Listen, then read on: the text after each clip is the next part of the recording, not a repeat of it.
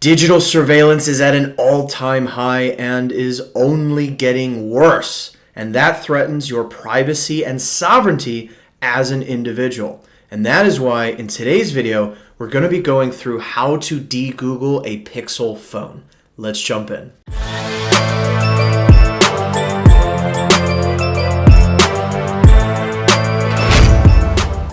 Welcome back to another video. My name is Ian Major. I'm an entrepreneur, Bitcoin pleb, and all-around raging capitalist. And I'm excited to do this video, which is going to mark the start of kind of a mini series that goes deeper into privacy.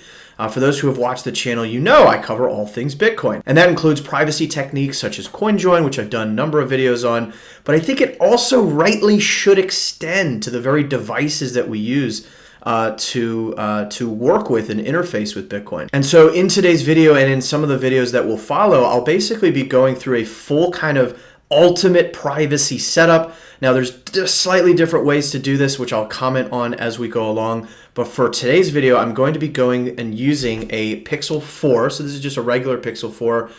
Anything Pixel 3 and up is fine.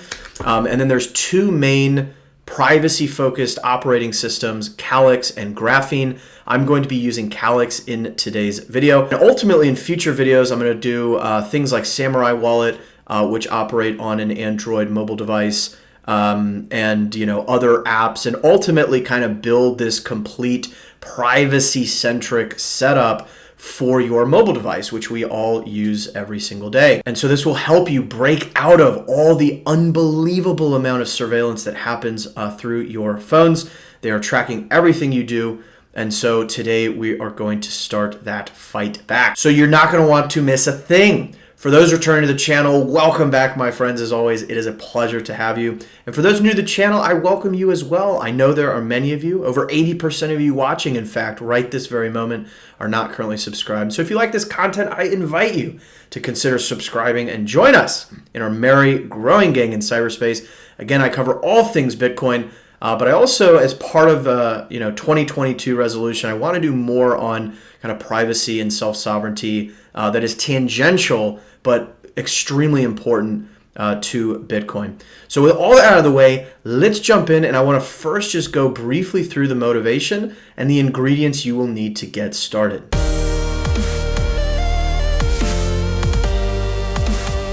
All right, so I suspect for the vast majority of you watching, the motivation for this is already quite clear. I mean, you probably know that our entire digital footprint is being monitored and surveilled. And yes, it's the case that things like Tor very much help. Things like VPNs help, although there are many VPNs that claim to set you up with privacy and yet do their own sort of data collection. A lot of the bigger known VPNs do this, which is really a shame. Again, those are great tools, but often not enough if you really are serious about protecting your privacy. So when you think about mobile devices, Apple, surprisingly enough, collects not as much as Google does on the Android side, but the amount of data that's being collected, whether it's your location, whether it's every sort of click, every type, every search query, all of this is being surveilled, collected. And so the use case here could be twofold, depending on whether you're an Apple or an Android user currently. If you're an Android user currently and that's your main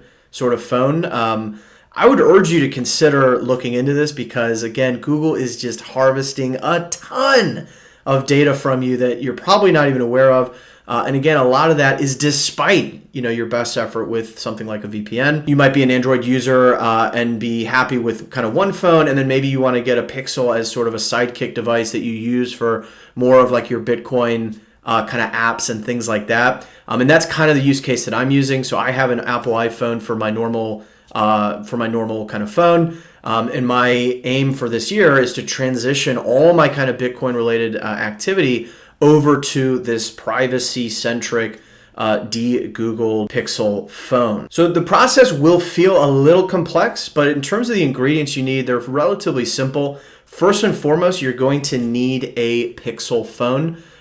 Anything Pixel 3 and up, I think we're now already on the Pixel 6 models, will work. Be advised that as of the making of this video, the Pixel 6 model, I think, is only supported by Graphene OS. And again, I'm going to be doing Calyx today. So just keep that in mind. I've seen a lot of feedback come out that even still, like the 4 and 4A are still great kind of value for money. But it sort of depends on what you want to use it for. Like if you're going to use this device for everything in your life, like this is going to be your mobile device, period, full stop. Maybe you want to look into a model like the 5, which will have a little more, more expensive, but will also have more power, more, processing speed, all that good stuff. Versus if you're just going to like use this as a kind of privacy device for a select subset of your life, such as Bitcoin and Bitcoin related apps. Honestly, the 4A and 4 are going to be just fine and are probably going to give you better value for money. So that's the first thing. And critically, that device has to be unlocked, right? It has to be unlocked in the sense that we're going to be flashing a different operating system onto the device. So you could, for example, go to Best Buy if you're somewhere in North America. You could go to Best Buy's website and like literally type in unlocked Pixel 4 and you'll see it is, it has unlocked in the name, but you need the phone to be unlocked for what we're going to be doing. The other thing you'll need is just a, regular sort of desktop, laptop or computer onto which we are going to download the kind of flashing executable file as well as the actual new operating system, in this case Calyx, that we are going to be flashing onto our phone device. What will follow is a full kind of step-by-step tutorial. We're going to go through the nuts and bolts of this process.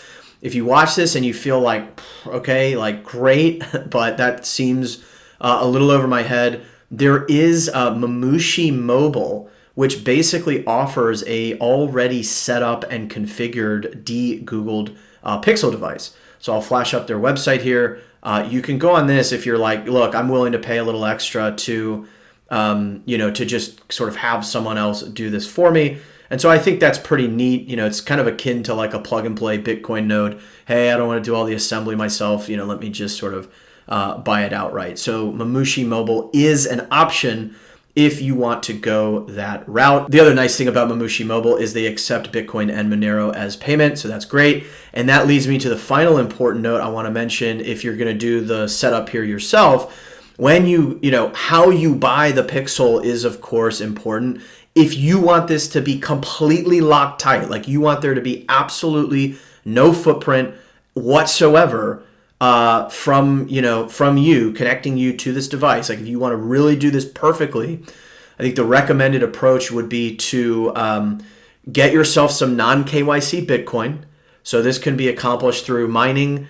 This could be technically accomplished through getting a Bitcoin through any means and then coin joining it. So mixing it in a mixer to sever the linkage between those UTXOs that you have with their kind of prior history. I've done another video on acquiring non-KYC through a Bitcoin ATM. Very specifically though, it can only be done through CoinFlip as far as I'm aware. You could also potentially acquire non-KYC Bitcoin through something like BISC, which is a peer-to-peer exchange. But basically my point is, I've done a number of videos on this, but my point is, if you want to do this perfectly, you want to first get some non-KYC Bitcoin, and then you could go to something like Bitrefill, which is a provider of gift cards, and you can pay with that non-KYC Bitcoin, and Bitrefill doesn't need to know anything else, about you. You pay with that non-KYC Bitcoin to get yourself like a Best Buy gift card, okay? And then you can go into a physical Best Buy store that has the unlocked Pixel device that you want and use your gift card there. They shouldn't take your name. They don't need your name. They don't need your address. They don't need any of that information. They'll probably try and get you to buy a carrier SIM card or like to attach a mobile plan to the device. But you can say no to that. And so that's the way to like do this perfectly, right? I just wanted to mention that because it is, if you're going to go through the trouble of doing all this and you want to be really perfect, I would recommend probably following that approach. A lot of the wisdom that I'm sharing with you in this video comes from an excellent article from Econo Alchemist. I love a lot of his stuff. He does some great stuff on home mining as well. So I will link that in the description down below for you to take a look at. But I just wanted to give a great shout out to the resources he's made available. So with all of that, right, first step is procuring this, getting the ingredients. Now let's jump in and talk through the step-by-step for how to actually go about de-Googling the device.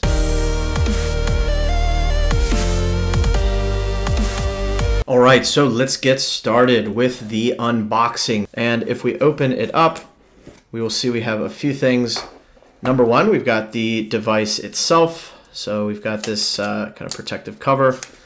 So let's take this out and take a look. So here it is. We'll go ahead and take this off. I've never used a Pixel phone in my life, so this will be a little new.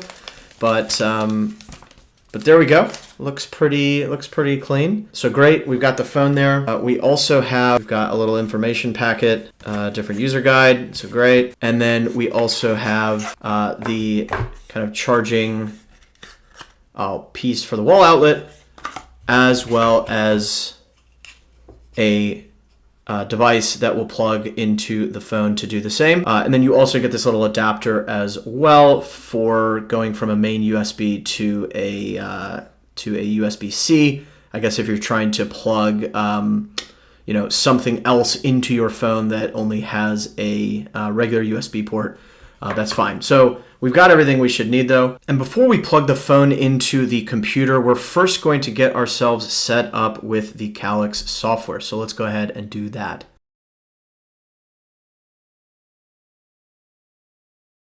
s.org/get. I will of course link that in the description down below. Obviously make sure you are in the right place and anything you download is from the proper source. And so what we can do is come down and say install. So we want to install on our phone. And as we were discussing earlier, it's basically if you have a Pixel 3 or newer, that is going to be compatible. So we'll go ahead and hit install. And importantly, it gives the release that is attached to different device types. So you'll see, right, there's, Pixel 5a with 5G, there's a Pixel 4a with 5G, there's a Pixel 4, Pixel 4a, et cetera, et cetera, et cetera. So make sure, it's interesting they have some Pixel 2s here. I'm not quite sure about that, but nonetheless, this gives you a mapping of what you want to be downloading. So in my case, I want the Pixel 4, so I want the Flame code base. You will see a quick note here regarding Verizon kind of US Pixel phones are not able to install Calyx, and that's because they are not unlocked. So it does have some information here, but again, make sure that however you're procuring the device, that it is unlocked, meaning you will be able to install a different operating system than the one that comes on it by default. All right, so in my case, again, I'm just going to click on the Pixel 4, and you'll see the different sort of installers that are available. I'll go ahead and click install from Windows, which is what I am using. And so this is actually super useful. I think this is relatively recent that they've added these in-depth instructions, which goes into like even all the preparation for the device itself, all the different developer options that you need to toggle. So this is really cool. I'm obviously going to take you through these steps kind of step by step, but this is great. You know that you have the sort of written out instructions in another place as well. So that's awesome. It also gives you some terminology. So the factory image, this is the kind of entire operating system that we're going to install on the device. And then we will also be using an executable file to do the actual flashing. So I'm going to go in slightly different order than what they've proposed. I'm going to come back to the preparation of the Android device for when we actually plug it into the computer. We're going to come all the way down to the these two main downloads. And then for Windows, we're going to do a final check to make sure we have the right driver in our laptop that can actually work with the flasher. But the two main pieces of software we need are this device flasher executable as well as the factory image. And so we're going to go ahead and click this to download, and then we will also download this factory image. So this is sort of the entire kind of operating system, and we will go ahead and click that. And you can see it's 1.5 gigs. So this is a chunky little guy. Oh, and actually it looks like the device flasher didn't even generate. Now it says virus detected. This is very common. There is not actually a virus here. So the workaround there, again, the device flasher executable failed.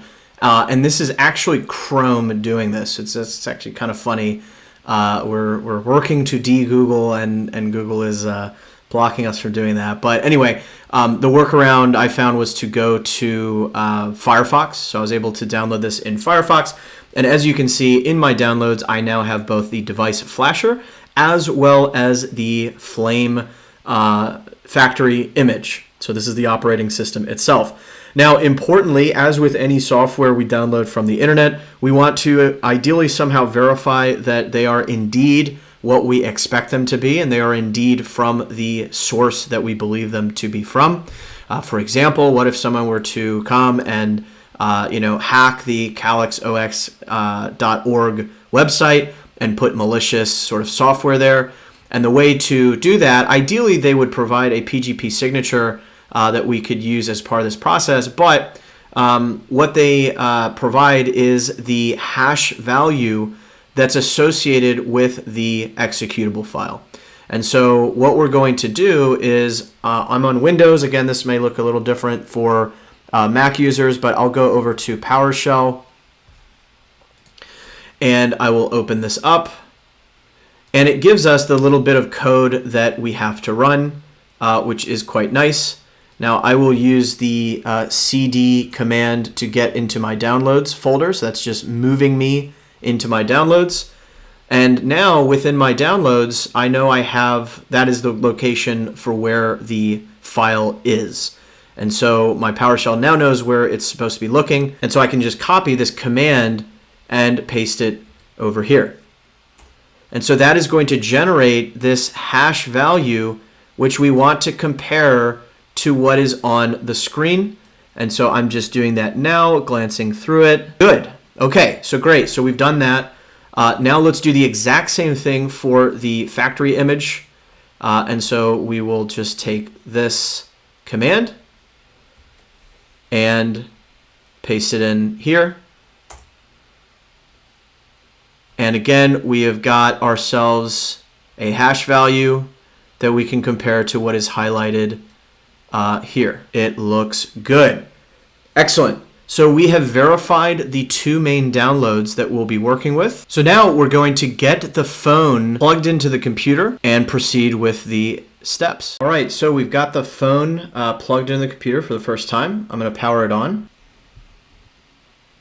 All right, and so for the setup process, we're basically just going to race through this and just deselect, skip everything. Don't put any information in of any kind. So I'll go ahead and hit start. The one thing we will do is connect to Wi-Fi. So I will go ahead and do that. All right, it says copy apps and data. I don't want to do that. Don't copy. I do not want to sign in, so I'm going to skip. Skip. I absolutely do not want any of that, so I'm going to uncheck that. Uncheck.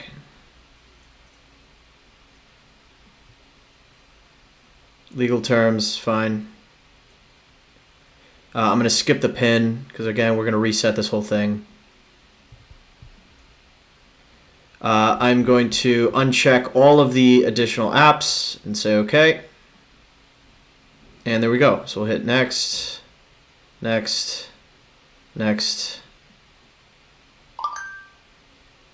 And we are all set. So the last sort of preparatory step before we flash the Calyx operating system is we need to make sure we have the right driver in our computer that will allow us to do that.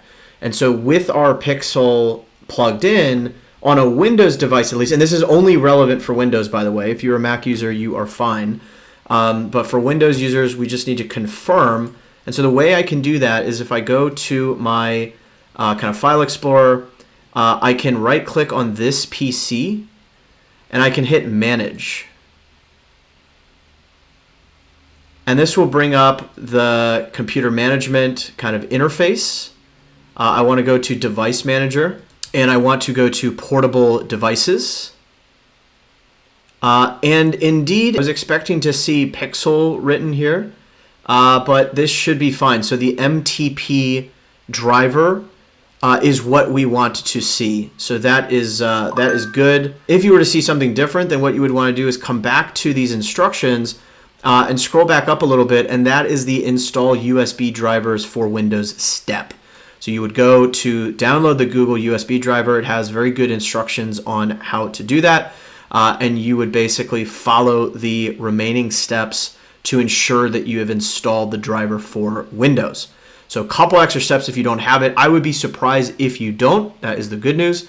But with that, let's now move on. Now that we have the appropriate driver, the device flasher, and the operating system file.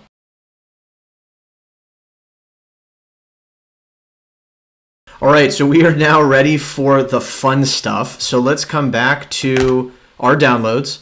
Now I'm going to create a new folder and call it Calyx. And I'm going to put both the device flasher and the flame factory. In my case, it may be different for you if you have a different Pixel device. I'm going to put both of these into this folder, like so. So you should have a single folder that has both of these. Don't unzip this. If you do that, it will not work properly. So leave this zipped up. And we are now going to double click the device flasher to initiate the process. So one of the issues you may run into is if your device flasher file just like refuses to run, it's probably some antivirus software you have running. You can read more about that here in their instructions. Your antivirus may falsely flag the device flasher. This is because it's written in the Go programming language, and you can go to their FAQ for more.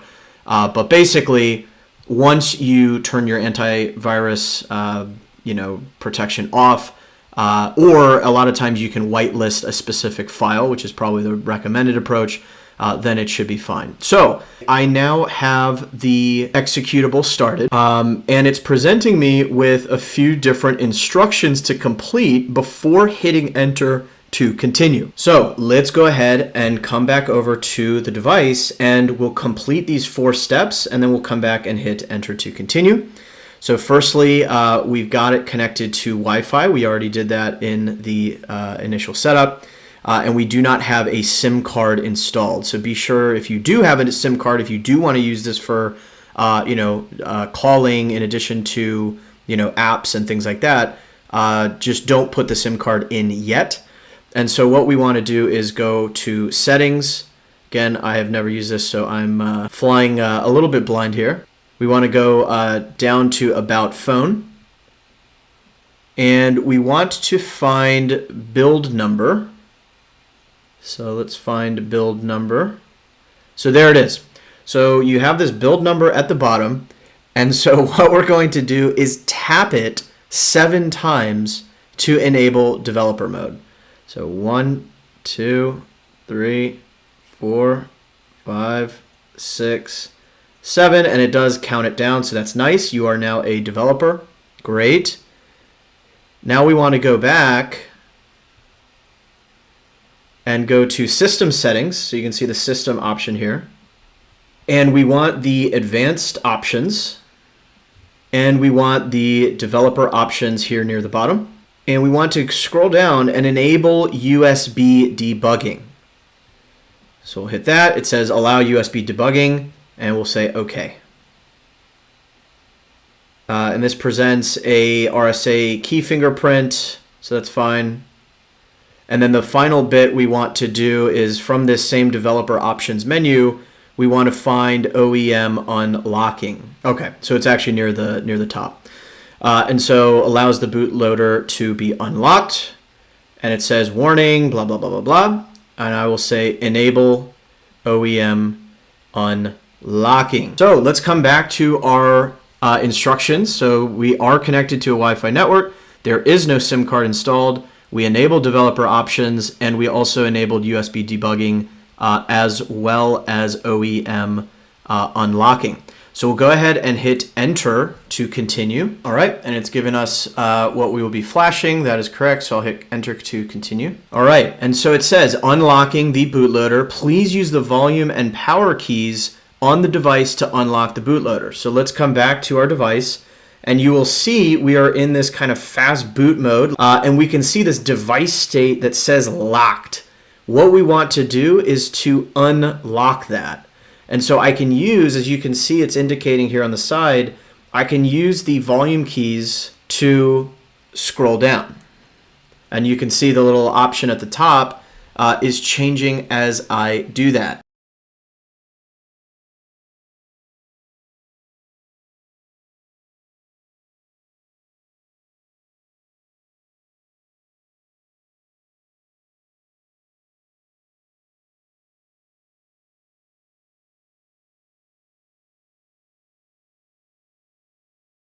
All right, so you may run into what I've run into, which is that we don't have an option. You can see I'm scrolling through. We don't have an option that says unlock bootloader. And so what we're going to have to do is follow the instructions in this other article. So again, I'm going to link this in the description down below just in case you run into the same issue.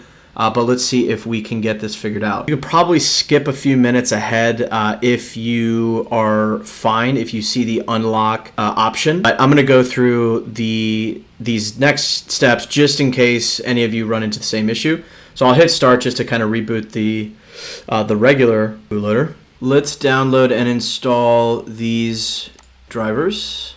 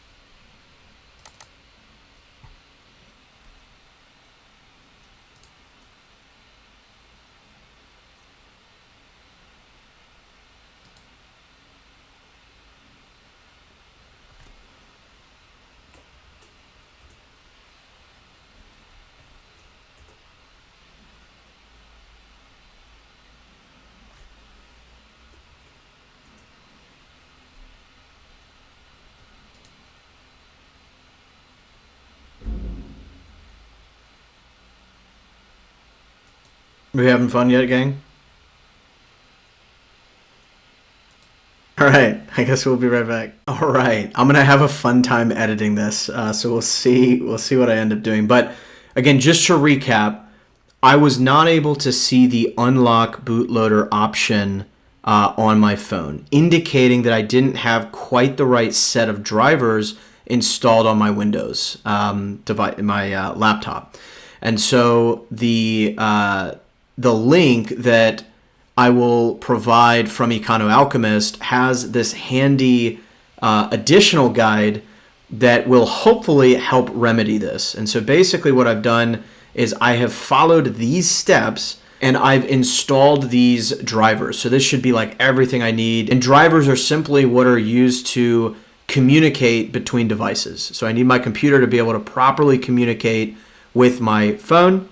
And these drivers are going to help accomplish that. So we're going to keep following these directions here. I'll kind of move this off. And so again, in my downloads, I went through this 15-second ABD installer. And now I have in my C drive this ADB sort of folder. And I'll continue following the instructions listed out. So I can hold the shift button and right click in the thing here, and this will just allow me to open a PowerShell window that's already pointed to this location. And then I'm going to follow these instructions. So first it says to paste in this ADB devices, enter. Okay, so this means my Android is connected to the computer successfully. That is good. Now I need this guy. So ADB reboot bootloader. And again, we see on the device our friendly menu here. We then want this following command, fastboot devices. And then we want fastboot OEM unlock. We'll hit go. Okay, so we had a failure there. Let's try this other alternative, which is fastboot flashing unlock. All right, beautiful. So I think we're making progress here. So we now got a new screen. It says, do not unlock the bootloader. If you unlock the bootloader, blah, blah, blah. So it has this warning here. And now I should be able to scroll and get to the appropriate option. Aha! So there it is. Unlock the bootloader. So we finally found it. Again, I'll post the detailed instructions that I was using, and hopefully the video shows that process, but there you have it. So now I will hit unlock the bootloader,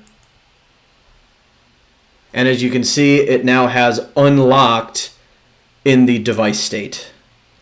So now what I need to do is probably restart the flashing script.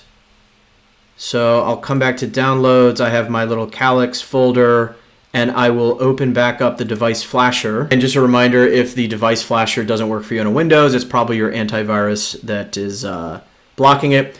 So again, we'll run the device flasher, and I've done all this, so I can hit enter. That is all fine. I'll hit enter, and here we go. And so away it goes.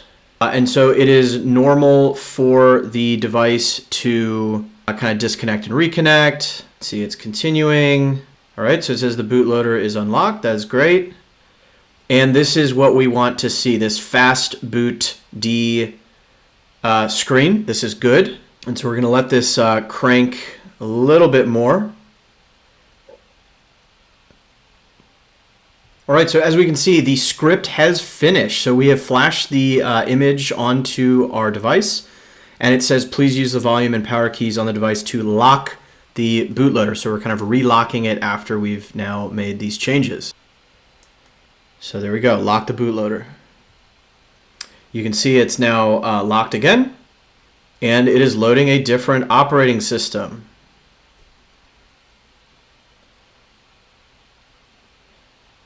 And there we go. We've got Calyx operating system on our device. Beautiful. So let's just quickly finish this up. So we'll hit next. We can select our language here.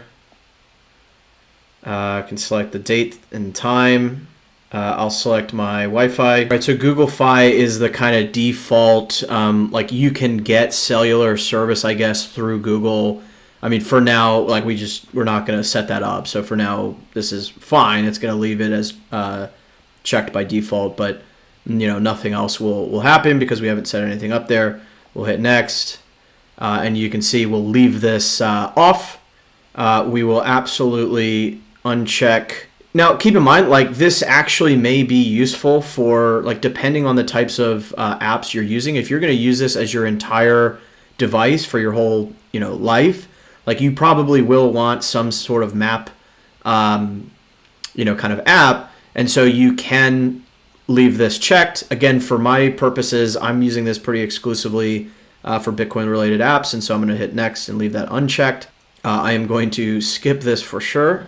And I will put in a strong pin. All right, final piece here is this micro G. So this basically helps to run different Google services, whether it's Maps or YouTube app, things like that, to help it run on the Calyx operating system.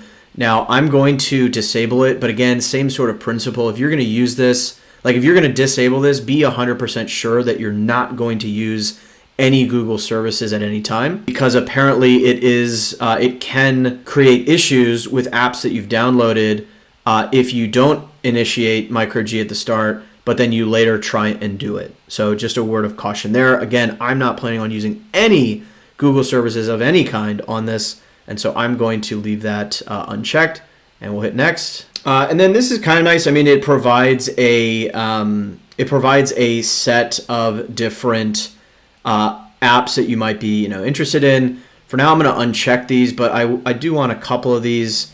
Calyx VPN, which is a free VPN service, pretty nice.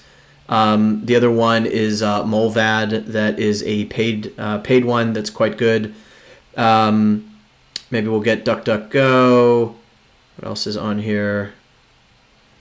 I don't think we need any of these others. Maybe we'll grab Signal, and maybe we'll grab Tor. That's probably good. We can come back using FM Droid, which we'll show in future videos. Let's go ahead and hit next. And please wait while we finish setting up your device. If you do have any data that you want to restore, you can do that from backup. I don't, so I'm going to skip. And there we have it. So we'll hit start. And there we go. So we have now got a fully set up, de-Googled Pixel phone running Calyx operating system. That was definitely a process, but again, it wasn't too difficult. In addition to this video, of course, I'm going to leave the links in the description down below. Don't stress if you run into snags. All the instructions are there. And give a shout, if you run into anything, you want to use this device for more than just like, Bitcoin apps or secure messaging, things like that. Like you want to actually use it as, for your cellular service as well. You definitely want to be really thoughtful. Again, if the whole purpose of setting this up is around privacy, if you go with a large provider, you're probably going to have to register your device along with personal information, which sort of defeats some of what you've just done. And so one option that you could do is you can get like prepaid and reloadable SIM cards from smaller carriers. So these are very common. You could even go through the bit refill route. Whether it's Best Buy should have some of these or other kind of stores that you may even be able to get the phone at. And there's no kind of personally identifiable information attached to a new SIM card. You would basically just need to log on to the SIM card's kind of website, activate it. You might be asked for like name, email address, but you can kind of spoof that and use a burner email address, etc. So just be thoughtful again if you're going to use this for kind of all purposes. And again, Econo Alchemist has some great notes on this as well in his piece. So with all that, my friends, let's go ahead and conclude this video.